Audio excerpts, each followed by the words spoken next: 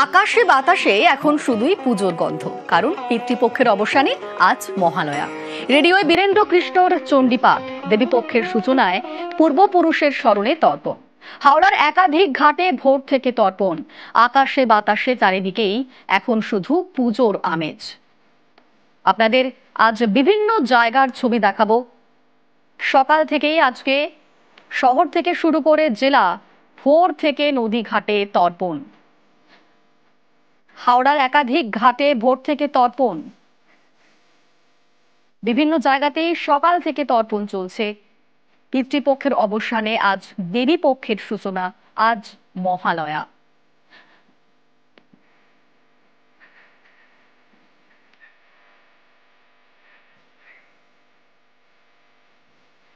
এই মুহূর্তে আপনারা দেখতে পাচ্ছেন হাওড়ার ছবি, রামকৃষ্ণ ঘাট। সেখানে আজ ভোর থেকেই তর্পণের ভিড় দেখতে পাচ্ছেন, যে ছবি, প্রচুর ভিড় রয়েছে রামকৃষ্ণ ঘাটে।